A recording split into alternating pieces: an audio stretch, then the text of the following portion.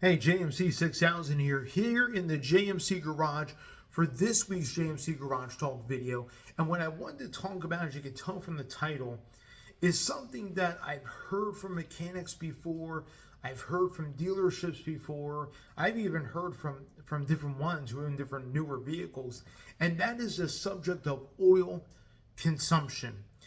Now, the recent memory for me, as far as an engine or a vehicle that really suffered badly from oil consumption, that I can at least recall in recent memory, is in fact a Ford product. In fact, it was the 5-liter Coyote.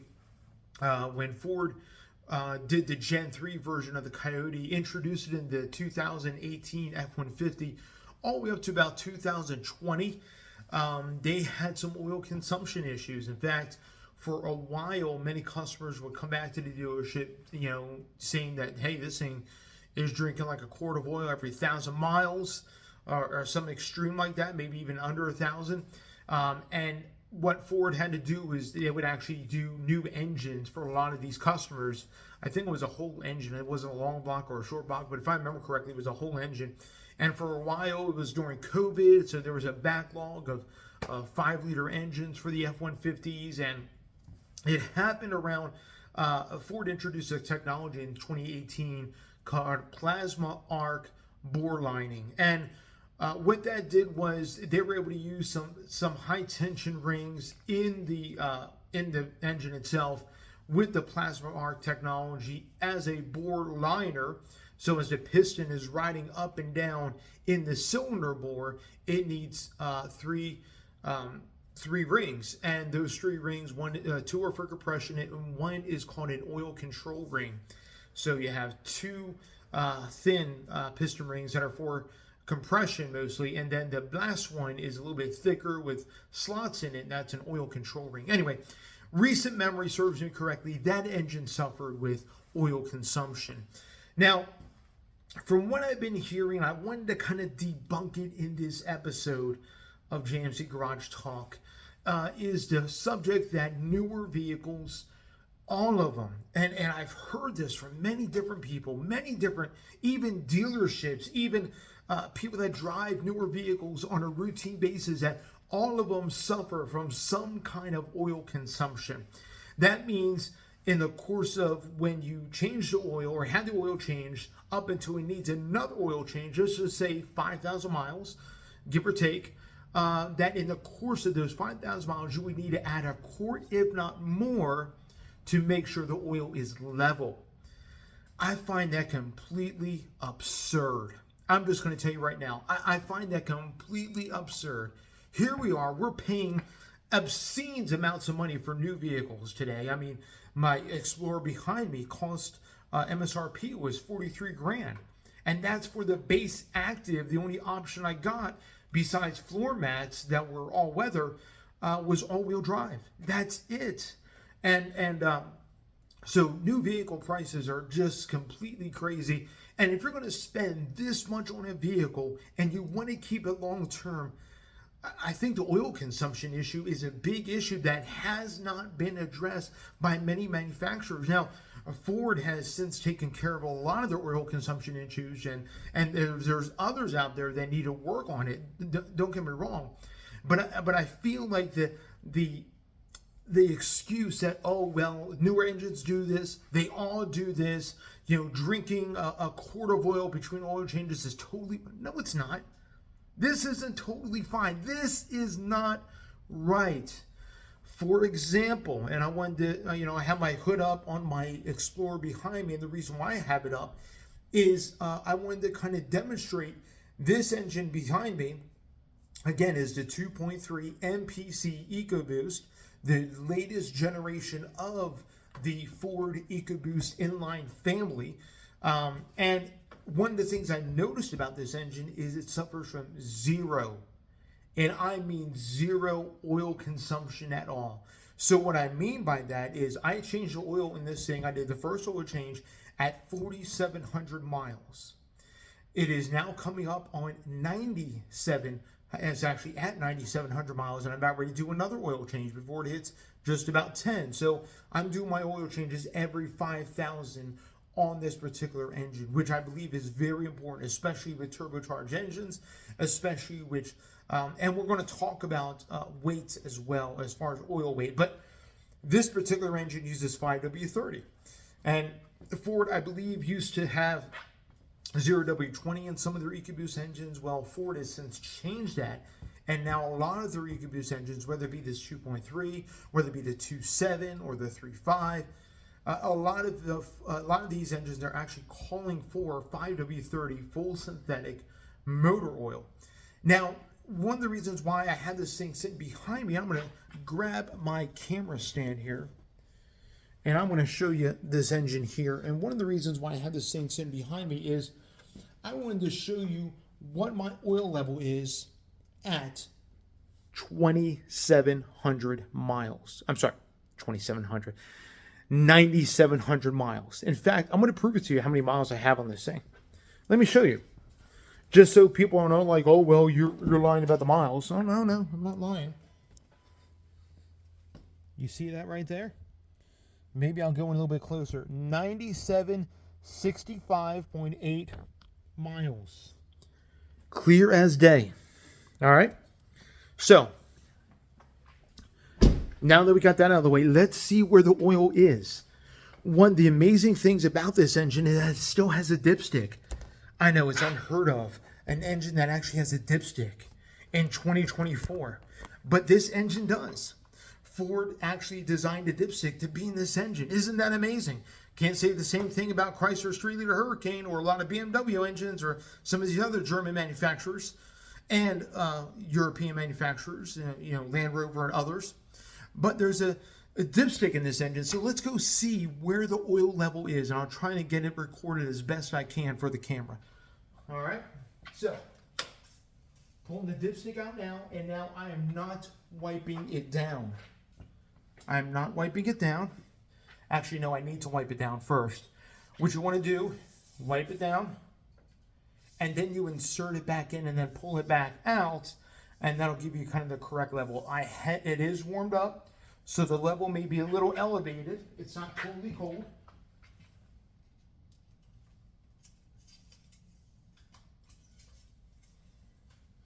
All right. Now, I don't know if you can see that. Oh, you can. Look at that. I'm trying not to tilt it, but as you can see, the oil, that's a good shot right there. Look at that. It's right on the mark. It's right in between the two marks.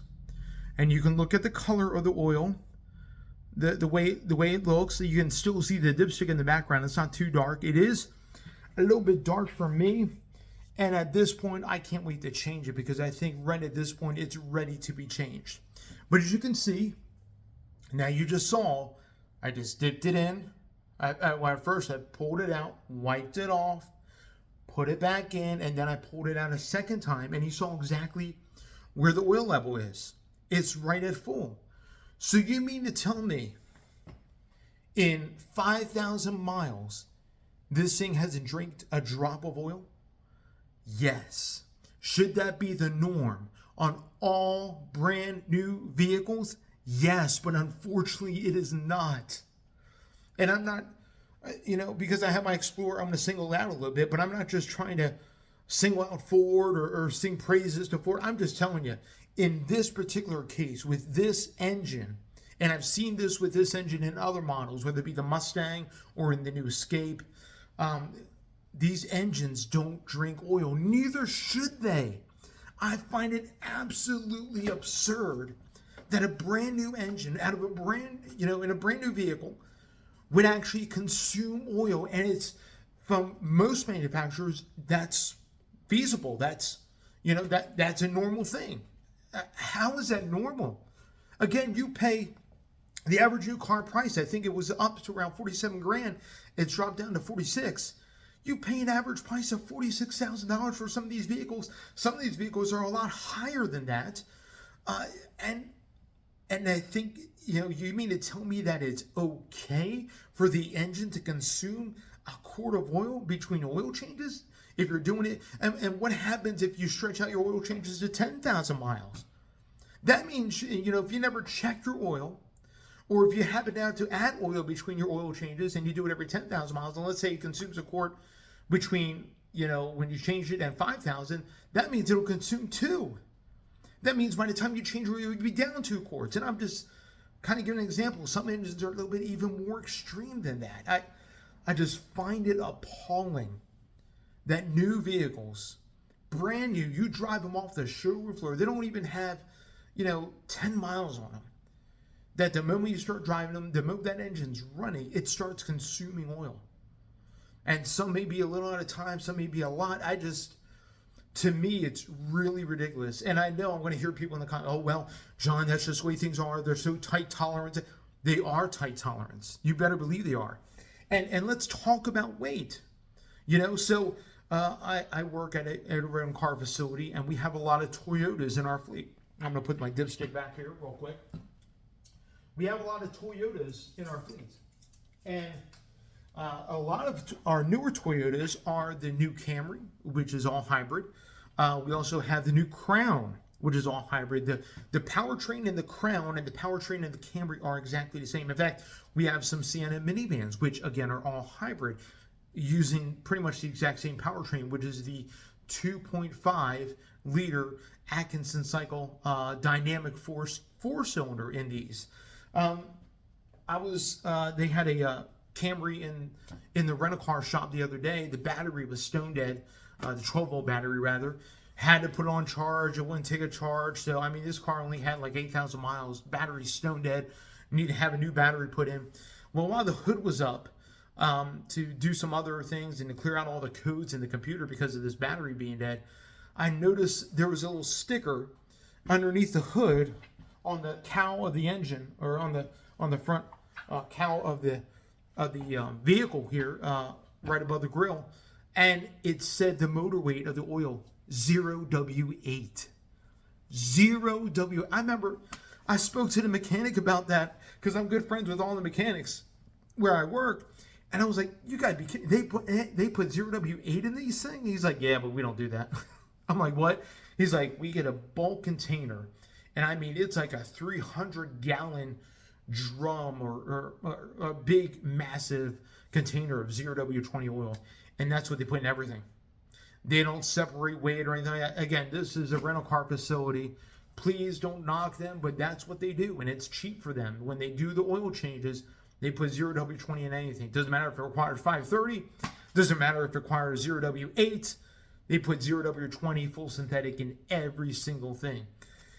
But I just couldn't believe that. And before 0W8 that Toyota required in their latest generation of dynamic force 4-cylinders, they had 0W16. And it's just like these oils are so thin and these engines are so tight tolerant that there's no wiggle room. And for me, it looks like an oil that thin and some of the tighter tolerances in the engine, you're just asking for a disaster waiting to happen. You're asking, awesome that Toyota still includes dipsticks in their engines, especially those 4-cylinder engines that I'm talking about. I would check, if you had one of these newer Toyotas with that 2.5 dynamic force 4-cylinder, I hope you make sure to check that oil often. Especially, in a hybrid, you can go about 10,000 miles before oil changes. But within the course of those 10,000 miles, I hope you're checking that oil at least every other month, maybe once a month. Because of how thin weight the motor oil is. It just boggles my mind. I'm so thankful that Ford's recommended 5W30 for this new generation of EcoBoost. And they're doing that across the lineup on all their EcoBoost engines because Ford realizes they need a little bit heavier weight oil, especially these engines that are turbocharged. They're direct and port injected. They need a little bit heavier weight to make sure not only that lubrication is where it's at, but that it's able to do what it needs to do. Remember, oil is never supposed to be burned in an engine. Of course, some minute amount of oil will get burned into the engine by either blow-by, a little bit of blow-by, or by being reintroduced through the crankcase ventilation system back into the intake stream. One of the reasons why Ford and Toyota and others have been utilizing a port and direct injection is to help clear up the oil caked carbon that will come up on the backside of intake valves. So now with direct and port injection, the port injection is able to clean those intake valves so that they don't caked up with carbon as much as if you just have direct injection only. My concern is, and especially with some of these newer engines, like for example, and I hate to point this out, but Stellantis with this new Hurricane in Line 6, you cannot check the oil like I just did. Of course, you can check it through the dash, through the gauge cluster, but that doesn't tell you the condition of the oil. Not unless you want to pull out the drain plug and do like a quick sample. That sounds like a headache. It doesn't tell you the condition of the oil. It doesn't tell you exactly, I mean, it does kind of guesstimate what the oil level is, but it doesn't tell you like, is my engine really consuming oil? What's going on with my engine oil? I can't figure it out. All I have is a stupid electronic gauge in the gauge cluster. It's just, for me, it's just absolutely absurd what some of these manufacturers are doing. Of course, I hear of problems with the Hurricane engine. I've seen problems with the Hurricane engine. I mean, some of these Wagoneers that come in with that Hurricane, they just sound horrible. I mean, they have exhaust leaks. They sound like they're on their last leg. They sit there and hum like you wouldn't believe. And we're talking about these vehicles that only have 30, 40. Some of those have 50,000 miles, and they just sound like they're ready to just give up the ghost. I mean, yeah, they're smooth and everything, but man, they don't sound very good at all. And what's worse, the worst offender in the Stellantis powertrain lineup is the 2-liter. The 2-liter inline 4, the Hurricane, used in the 4xEs, used in the new Compass. That engine absolutely sounds atrocious with miles on it. Absolutely sounds atrocious. I remember, I mean, we have so many 4xEs in our fleet, and every single one I can tell when they ride off or when they pull up to get checked in. I can just tell. I look over. I mean, even before I look over, I can hear it coming down the path or coming down the lane.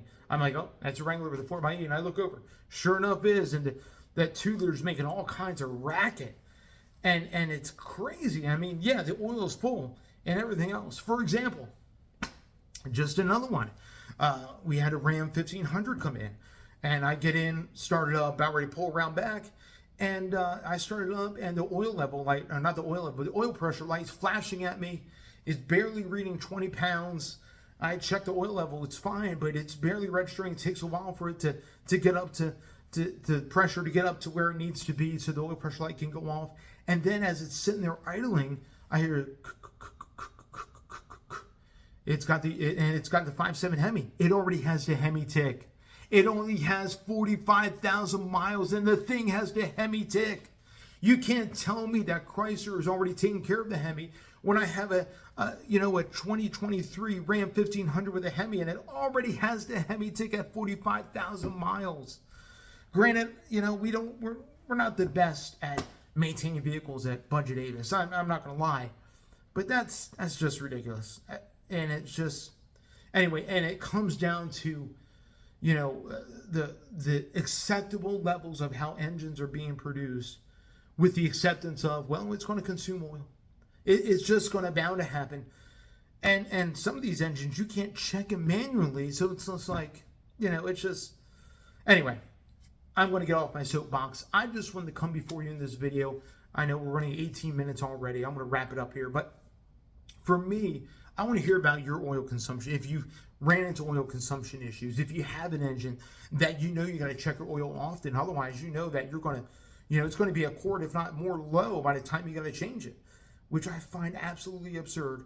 It's acceptable in my son's Buick that's 35 years old, running an old 3800 V6 that is close to 180,000 miles. I accept this car to burn a quart of oil in the course of doing oil changes. I don't accept it in my $43,000 Explorer, and none of you should accept it in your high-dollar, brand-new vehicles as well. Don't stand for it. Take it back to the dealer. Take it back and demand that they do something about it. Whether they put a short block in or something, to demand that it should not happen. It should not happen. And it just boggles my mind that people just, well, that's just the vehicle I bought. I'm just going to put up with it.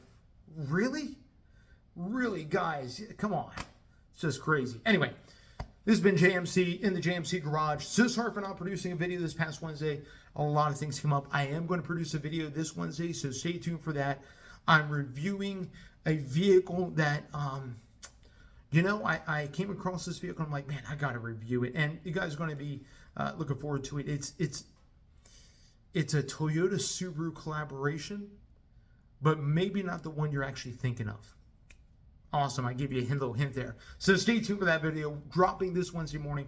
You guys be blessed. Like, comment, subscribe, hit the bell notification. Again, I upload every single Wednesday morning and every single Saturday afternoon as I try to. And I can't wait. Some things are changing. We'll let you know about that soon to come. Awesome. You guys be blessed. We'll catch you on the next one.